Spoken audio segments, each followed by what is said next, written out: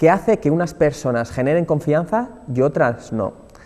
¿Hasta qué punto es importante generar confianza para que tus proyectos triunfen? ¿Quieres conocer claves prácticas para poder generar más confianza? Si te interesan estas y otras cuestiones, te invito a que nos acompañes a lo largo de la noche de hoy. Muy buenas noches, mi nombre es Fabián Villena y esto es Actitudes Positivas.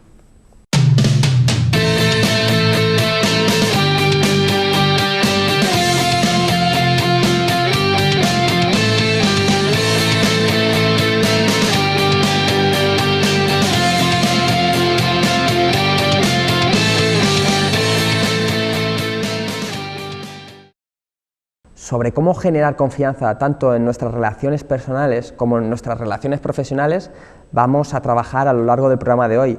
Por eso hemos decidido titular el programa Claves para generar confianza. Y como es habitual, siempre nos gusta entrar en materia pues, con 3 claves que entendemos que son importantes a la hora de abordar el tema de hoy. En primer lugar, me gustaría, como primera clave, destacar diferenciar entre la confianza personal y la confianza en las relaciones. El primer paso, sin duda, es tener una buena confianza en uno mismo, saber qué cosas tienes buenas, qué cosas aportas, de alguna manera qué valor estás generando en los demás y a partir de ahí poder establecer unas relaciones de confianza con otras personas, tanto sea en el terreno personal como en el terreno profesional. Segunda clave de la que yo hablaría sería la de conocer y valorar las fortalezas que uno tiene. Va muy relacionado con la primera parte, ¿no? De conocer, generar esa confianza en uno mismo. Y es que una de las cosas que es muy común en nuestra cultura es que casi siempre hay alguien que se encarga de recordarnos aquello que hacemos mal. También normalmente nosotros somos muy conscientes de aquello que no se nos da tan bien, pero muchas veces cuando le preguntas a las personas, oye, ¿cuál es tu talento? ¿Qué es lo que se te da bien? Pues no lo tienen tan claro. Entonces, una recomendación que os hacemos desde aquí, hay un test que se llama el test VIA 24, que en la página de Martin Seligman, lo puedes hacer de manera gratuita, es AuthenticHappiness.org. Ahí puedes entrar, hacer tu test de fortalezas y así puedes descubrir aquello que a ti se te da especialmente bien hacer.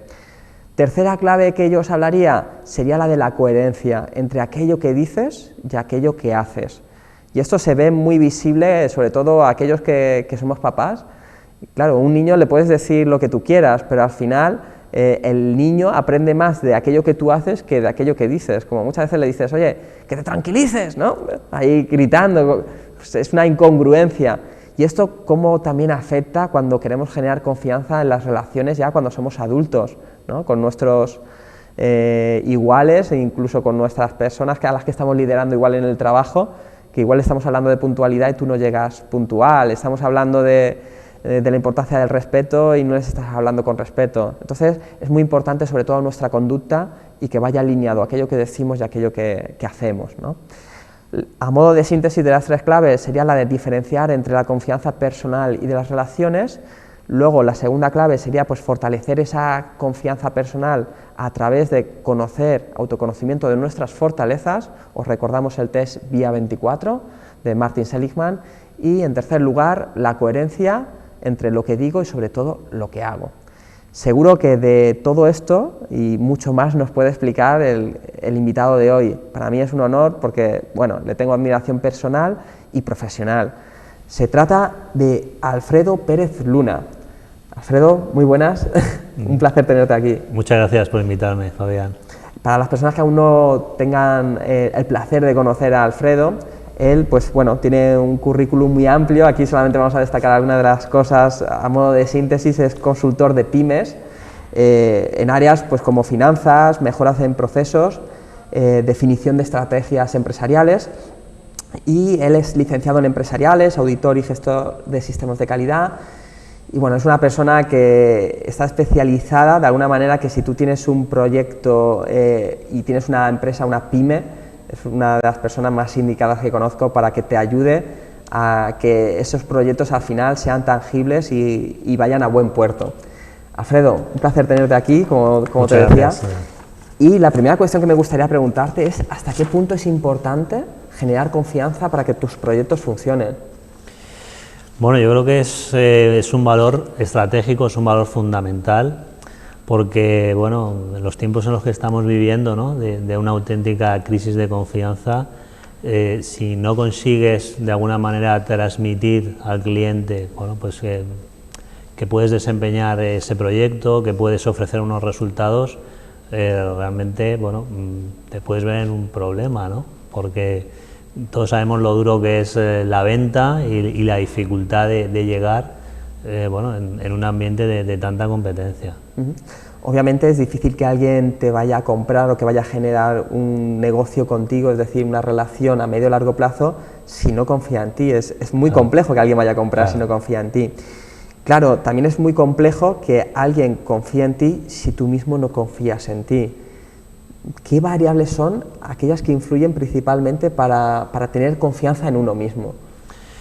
Bueno, yo en esto he tenido la suerte de descubrir bueno, una bibliografía importante que luego he podido contrastar, ¿no? Es decir, de todas estas cosas que comenta el hijo de Stephen Covey, ¿no? Que, bueno, en su libro que luego comentaremos, y esas claves se refieren fundamentalmente a que la confianza se apoya en una cuestión de carácter y en una cuestión de competencia, ¿no? Entonces, ¿a qué nos referimos con carácter? Bueno, pues básicamente a algo que has comentado tú en la entradilla, la coherencia, ¿no? Es muy difícil transmitir confianza si no eres coherente. Si no eres coherente contigo mismo, malamente vas a transmitir coherencia de cara a un tercero. Y luego también, muy importante, el tema de las intenciones, a veces somos ingenuos en pensar que podemos camuflar cuáles son nuestras intenciones. Y realmente, pues bueno, todos los especialistas de recursos humanos sabéis perfectamente que, bueno, que eso salta a la vista. Entonces, esa parte primera del carácter es importante. Y luego está, bueno, la parte de la competencia que podemos comentar a continuación. Se refiere un poco a la capacitación, resultados, si quieres hablamos un poco de eso. Sí, por favor. Es decir, deduzco que cuando hablas también de esa parte de coherencia, en primer lugar, que va ligada con el carácter, luego hay una segunda parte que nos comentabas, que era el tema de... la competencia. La competencia. Conseguir de alguna manera, ¿qué es lo que tenemos que valorar? Claro. Pues siguiendo un poco el ejemplo que comentas, ¿no? Decir, oye, ¿cómo conseguir que un cliente de alguna forma valore que yo sea una posibilidad, ¿no? Para colaborar con él o para ofrecerle mi producto o servicio? Retomando un poco este tema de la competencia, ahí hay dos cosas, ¿no? Demostrar unas capacidades, unos talentos, unos conocimientos, una forma de hacer las cosas, y luego todo eso aplicarlo para producir un resultado. Es decir, los mejores conocimientos, las mejores técnicas, si no dan un resultado, evidentemente, pues bueno, no sirven, se quedan a la mitad, ¿no? Deduzco que de alguna manera lo que se trata es de que aquella persona que tenemos enfrente perciba que somos una persona de confianza porque somos competentes, que somos capaces de hacer eso, de aportar aquello que él necesita o desea. Para ello podemos hacer, deduzco de lo que nos estás comentando, que es, oye, he tenido ya logros, he tenido resultados que avalan esto, ¿no? Claro, eso es fundamental, ¿no? Porque claro, al final, si estamos hablando del entorno puramente profesional, si no hay una manera de demostrar los resultados, todo lo demás se puede quedar cojo, ¿no?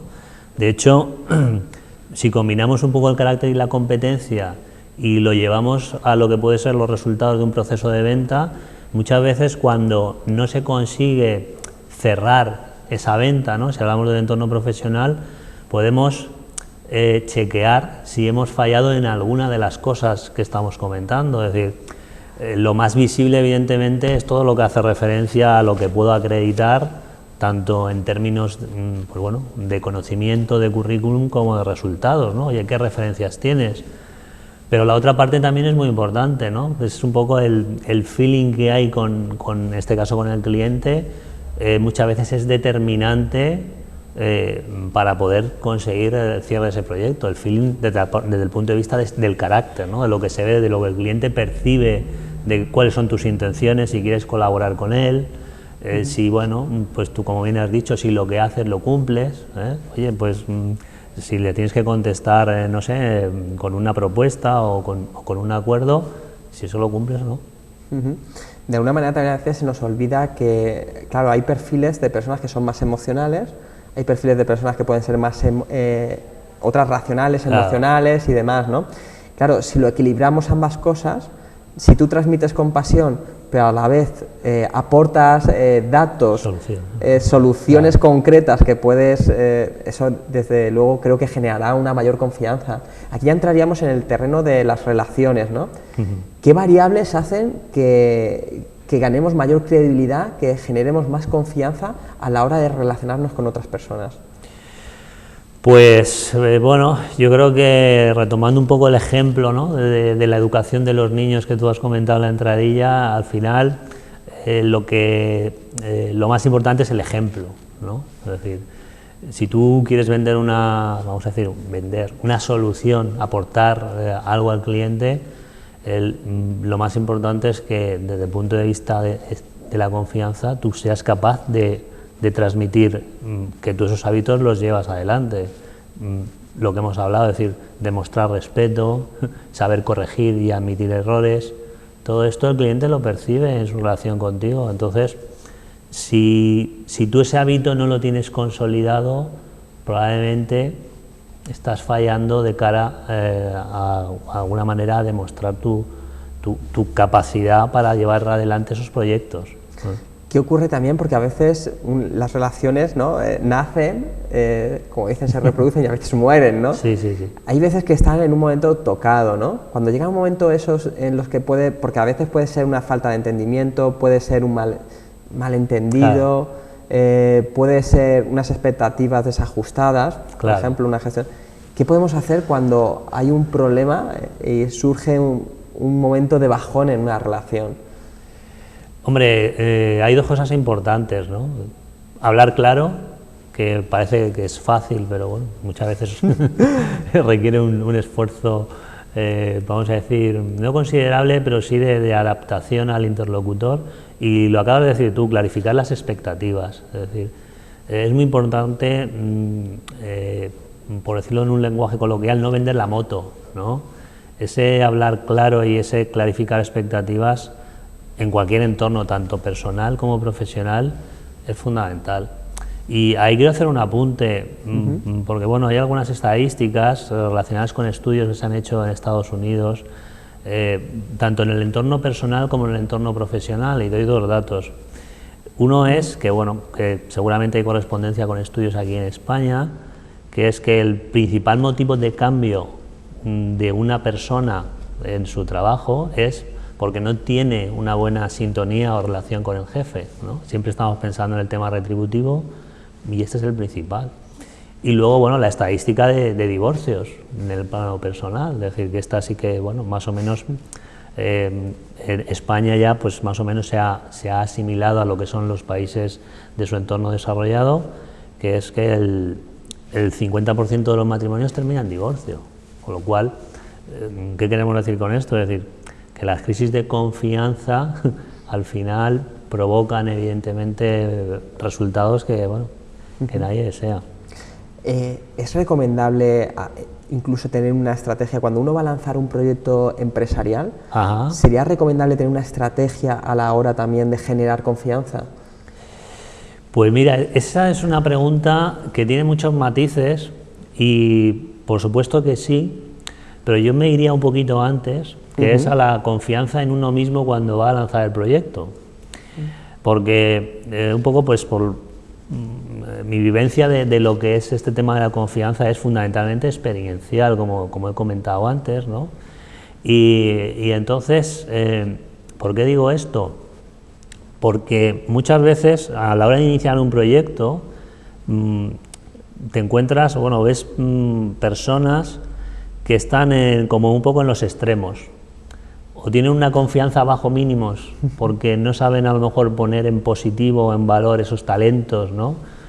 O te encuentras lo contrario, personas que están con un exceso de confianza, en el sentido poco entrecomillado, y con esto quiere decir pues que, bueno, que no son conscientes de lo que les falta desde el punto de vista, pues por ejemplo, lo que hemos dicho antes, de competencia, de aprendizaje, de planificación, por ese lado, y eso es fundamental. Ya no entro en la parte de carácter, porque eso es algo que reservo para, para los especialistas, pero sí que percibes lo que te acabo de decir. Personas que quieren acometer un proyecto y que realmente o ven todo trabas porque hay un déficit de confianza en uno mismo, o justo lo contrario, es decir, se lo ven todo hecho y en realidad tienen que trabajar esa dimensión de su confianza, que son sus competencias, ¿no? sus talentos, su conocimiento, sus destrezas, para poder conseguir los resultados que quieren.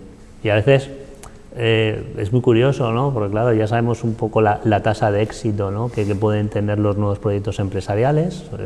La mayoría de ellos no sobrevive pues, más allá de un par de años, y muchos en el primer año mueren, y claro, no se hace a lo mejor un análisis de en qué parte de mi aprendizaje he podido a lo mejor no poner el énfasis suficiente, sin perjuicio, por supuesto, de otras causas.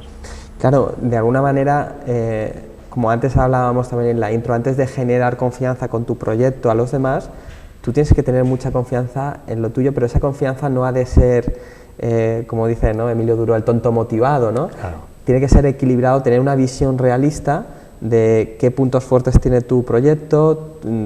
Muchas veces podemos empezar simplemente con un canvas, un modelo de negocio, ¿no? Sí, bueno, perdón. No, sí, hacer un check-in de cómo está tu proyecto. Claro, ¿no? Vamos a ver, esto va justo en la línea de lo que hemos comentado del aprendizaje, ¿no? Es decir, al final Canvas es una herramienta que me ayuda a visualizar mi modelo de negocio. Entonces, yo siempre comento que el emprendedor tiene que ser un gran aprendedor y que tiene que tener una gran velocidad de aprendizaje. ¿Por qué? Porque eso también supone un fortalecimiento de su capacidad para generar resultados y de su propia confianza. Yo he trabajado, por ejemplo, recuerdo el caso, ¿no?, de un proyecto en este sentido, con una persona, bueno, pues, que ha montado una empresa de ocio deportivo, y entonces, pues, bueno, yo le asesoré en el tema de las finanzas, ¿no?, de decir, bueno, venga, vamos a desplegar toda tu idea y la vamos a poner en números. Entonces, claro, la primera reunión que tuve con él fue crítica, entre comillas, porque, claro, él se veía inmerso en un mundo que dice, bueno, yo es que no pensaba que esto iba a ser mi proyecto, ¿no? Cuando yo digo, bueno, vamos a llevarlo a números porque tú en el cliente tienes que producir unos resultados. ¿Y por qué lo vengo a referir? Porque luego resulta que él, bueno, hizo sus cursos de creación de empresas, etcétera, y en un plazo de 3 meses nos volvimos a reunir porque había un seguimiento de, bueno, de cómo iba eso, y el crecimiento que había tenido él, sin ser una persona sin ninguna formación financiera previa, el crecimiento que había tenido él gracias a su propio aprendizaje de lo que eran los números de su proyecto y entender eso, había sido exponencial. O sea, y además yo se lo comenté, digo, no te conozco, digo, en 3 meses, o sea, tu curva de aprendizaje ha sido espectacular, y eso le ponía ya en otra posición de cara a lanzar su proyecto. Lo que antes eran incertidumbres, ahora ya eran, bueno, pues vamos a decir riesgos controlados, no vamos a decir certezas, pero sí que él tenía el conocimiento para entender su negocio. Entonces, pues bueno, este es un poco el tema.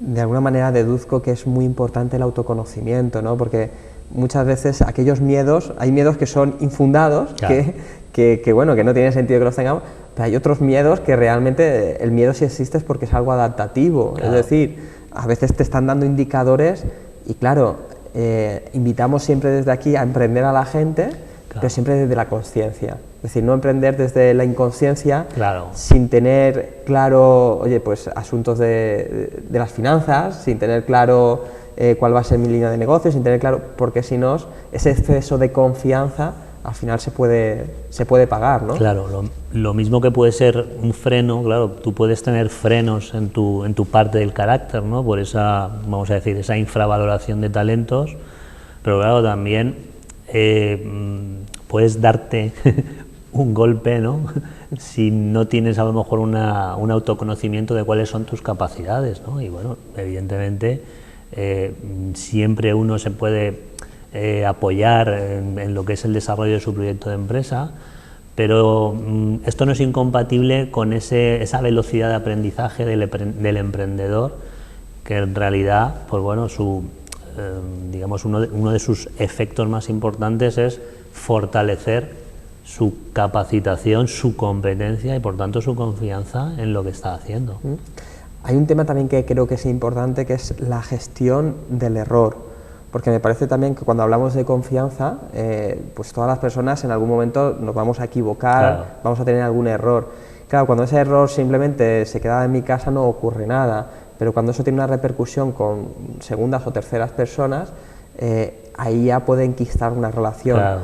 ¿Qué podemos hacer a la hora de gestionar el error y seguir manteniendo una relación de confianza con la otra parte? Pues es una pregunta de examen, ¿no?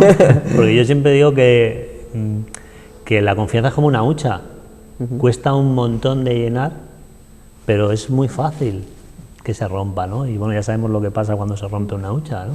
Todos los dineros se desparraman y claro, a lo mejor se te cuela una moneda debajo del sofá y no la encuentras en la vida. Entonces, bueno, es decir, evidentemente ahí yo apuntaría a la parte del carácter, ¿no? Que siempre es la más difícil de cambiar, pero el reconocimiento de los errores, evidentemente, es una de las mejores estrategias, ¿no? Para poder revertir esto. ¿Qué es lo que ocurre? No siempre es efectivo, ¿no? Evidentemente, bueno, ¿y qué consiste reconocer un error? Pues bueno, pues si hablamos en este caso con un cliente, establecer un canal de comunicación, vamos a decir, aparte, ¿no? de lo que estamos haciendo para poder clarificar qué es lo que ha pasado. Tenemos que ser claros, es decir, esto muchas veces no es posible. ¿Por qué? Porque el cliente solo te da una oportunidad, ¿no? Con lo cual, lo importante, evidentemente, es aplicar el principio de prevención. Yo creo que consolidar unos hábitos de autocrítica en cuanto, bueno, a lo que puede ser tu potencialidad de errores o de fallos, porque claro, aquí hablamos, la parte de conocimiento es subsanable, pero la parte de hábitos evidentemente requieren cambios en tu forma de comportarte, que eso no se trabaja de la noche a la mañana, y aunque tú tengas buena voluntad de cada cliente, eso no significa que el cliente de alguna manera lo vaya a admitir. Entonces, pues bueno, es el riesgo, ¿no? que hay en toda mala comunicación. Y bueno, yo diría sobre todo hacer autocrítica. Constructiva, diría yo, sí, ¿verdad? Desde luego, asumir la responsabilidad. No flagelarse, evidentemente, pero lo importante es eso, ¿no? Es decir, corregir errores y reconocer un poco la parte de responsabilidad. Luego cada caso es cada caso, ¿no? Claro, muchas veces no hay una fórmula mágica que nos valga para todos los casos, para todas las personas, sino que claro, hemos de saber adaptarnos a las distintas personas y situaciones. Claro. De manera sintética yo me quedaría con asumir la parte de responsabilidad que nos corresponde y sobre todo luego ser coherente, porque si al final... La coherencia es fundamental. O sea, entre lo que estoy diciendo y lo que estoy haciendo. Alfredo, me consta que tienes un blog, que es Alfredo Pérez Luna, donde sí, de hecho hay un artículo que va relacionado sobre el tema de cómo mejorar la confianza, que es, si no recuerdo mal, algo así como confianza, un valor estratégico, que es más que recomendable. ¿Nos podrías recomendar algún otro libro, blog, donde alguna fuente de documentación para mejorar? Sí, bueno, yo aquí recomendaría un libro, que es el que tengo yo un poco... digamos en mi mesita o en mi mesa de mi escritorio de trabajo, que es un libro escrito por el hijo de Stephen Covey, famoso autor de los 7 hábitos de la gente altamente efectiva, que habla del valor confianza,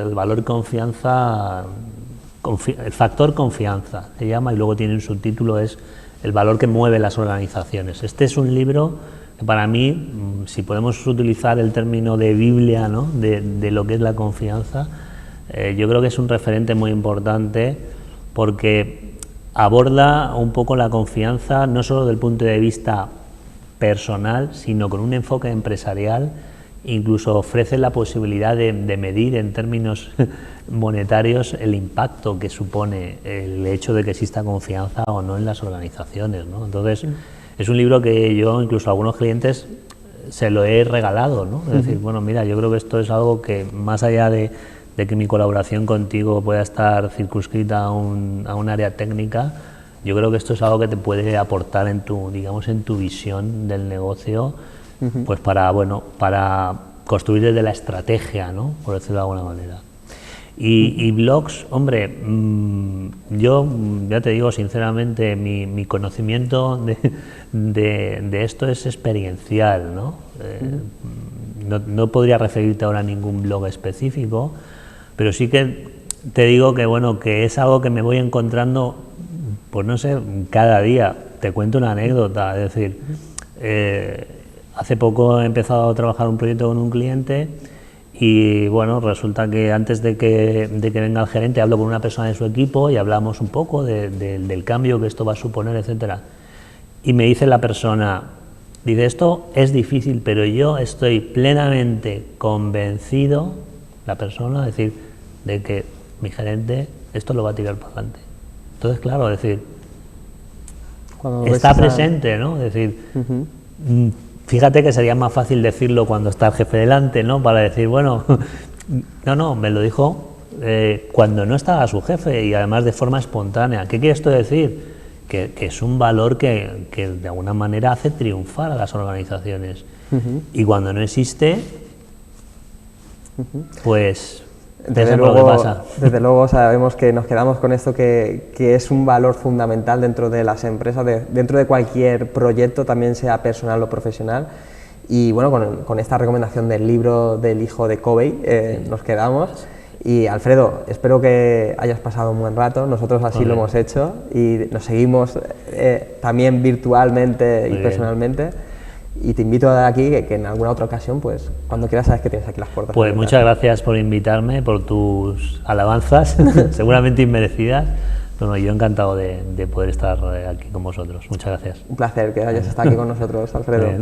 Y bueno, a nuestros amigos desde casa también les invitamos a que si nos quieren, se quieren poner en contacto con nosotros, saben que tienen el info@actitudespositivas.com, también nuestra página de Facebook del Instituto de Actitudes Positivas, Twitter @positivas, y bueno, también en LinkedIn y también en los canales de YouTube, como es en Actitudes Positivas TV, si quieren volver a ver estos programas o recomendárselos a algún amigo, y en nuestro canal de iVoox también, y también a través de intercomarcal.com.